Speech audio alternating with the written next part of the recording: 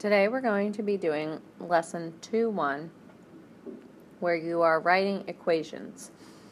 In chapter 1, we were translating expressions into algebraic expressions and then vice versa, verbal expressions.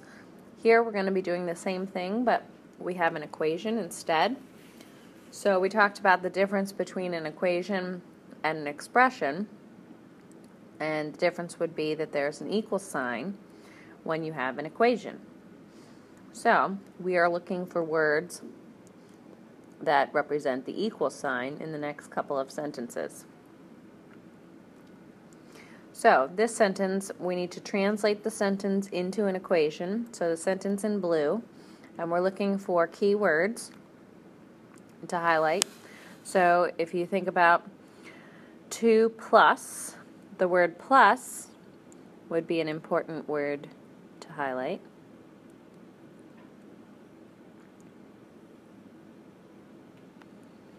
And then you have the quotient of a number and 8. So quotient, and then you have a number and 8. And then finally is the same as, and then the number 16. So if we translate this all together, we would start by writing the number 2 to represent the word 2, then plus for the word plus.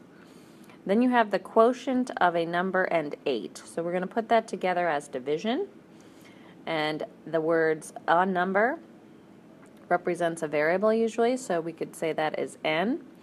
And if we're going to do a quotient of a number and 8, we're going to write n divided by 8. And what you will see is I've written it as a fraction, which is what you will see mostly in the book. So n over 8 in this case represents n divided by 8. Then the words is the same as represents equals. And finally you have 16. And you don't need to solve this. You're just translating. Here's another one where we're going to translate. So we have 27 times k is h squared decreased by 9. So h squared decreased by 9. So we're going to start with the word 27, which translates into the number 27, times k. So when you multiply a number by a variable, you don't need to write the times symbol. So we're going to just put the k next to 27. So 27k is, the word is, represents equals. And then you have h squared decreased by 9. So h, the letter h with the exponent 2 for squared. Decreased by would mean subtract. So subtract by 9. And that would be your final answer. Next, we're going to try to write an equation from this word problem. If we read it, it says there are 50 members in the North Carolina Senate, and then this is 70 fewer than the number in the North Carolina House of Representatives. Okay, that's key there. How many members are in the North Carolina House of Representatives? So we don't know how many members, but we know that 50 is 70 fewer than that number of members. So we have 50 would be first. Oops. Okay, so 50 would be first because there are 50 members in the North Carolina Senate. And then that is, so the word is represents equals.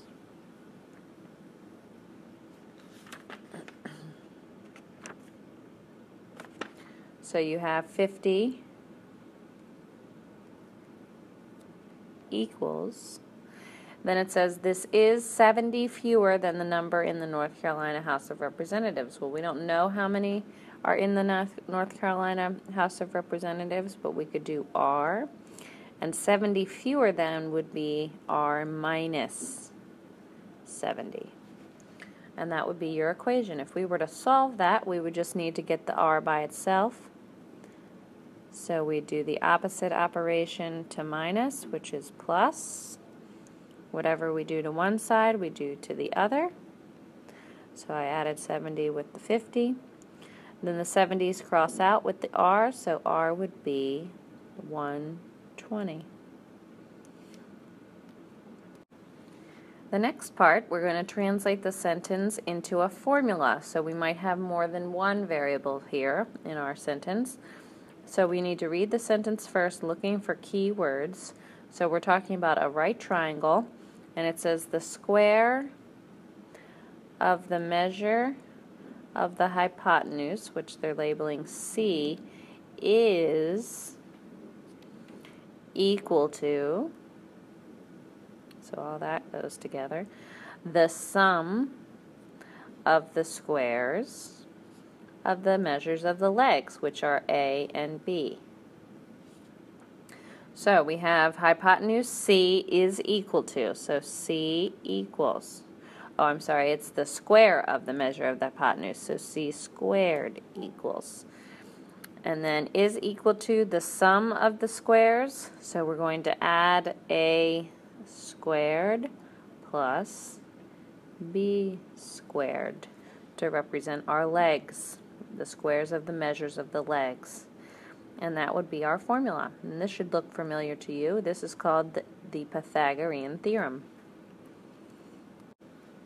Now we're going to do the opposite and translate the equation into a sentence. So we're going to write this out in words.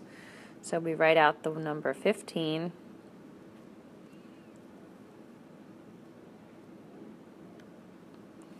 And then we thought of either is or is equal to or is the same as. All of those would represent the equal sign. So we could just put is. And then we have 25u squared. Well, that means 25 times u squared. So we're going to write out 25 times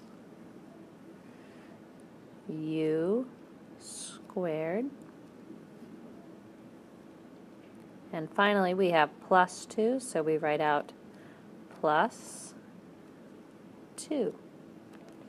And that is our translation. Okay, now you might want to try this on your own, but we're going to do this now together. So we have 3 halves r, or 3 divided by 2 times r. We could write 3 divided by 2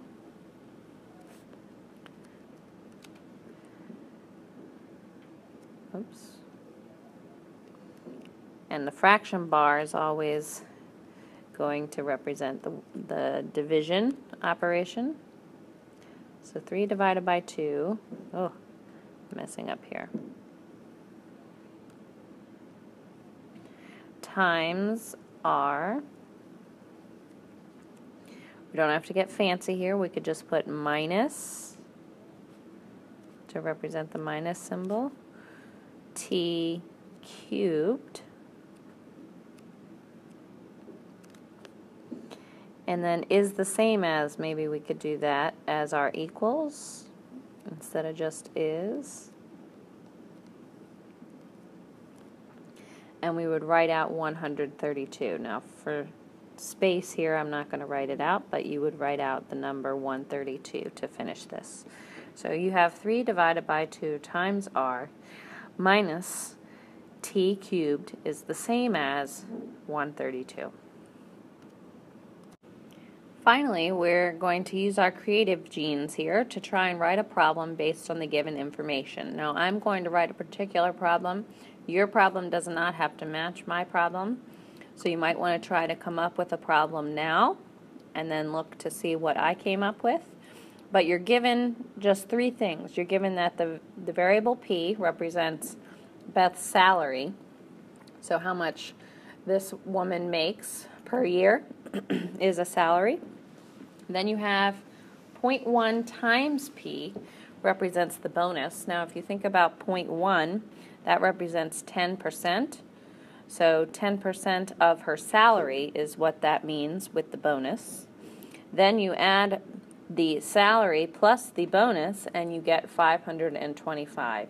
So to come up with an example of a problem that you could use these variables and these numbers for, we think about Beth having a job and that she might get paid at her job by both a salary and a bonus.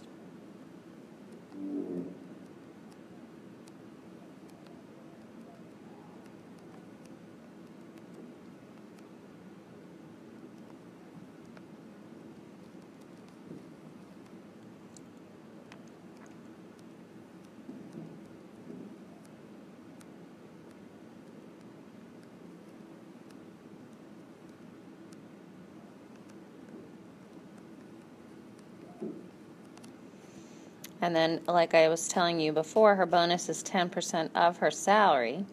So then her paycheck, maybe for the week, would be 525 with the salary and the bonus. So her bonus is 10%. And then her paycheck was $525, which is her salary and her bonus.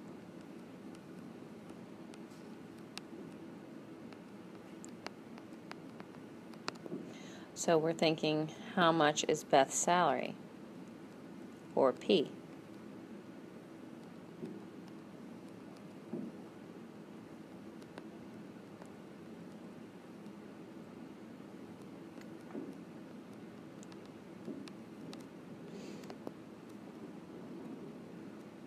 So that would be our answer. We've come up with the problem. And that concludes Lesson 2-1.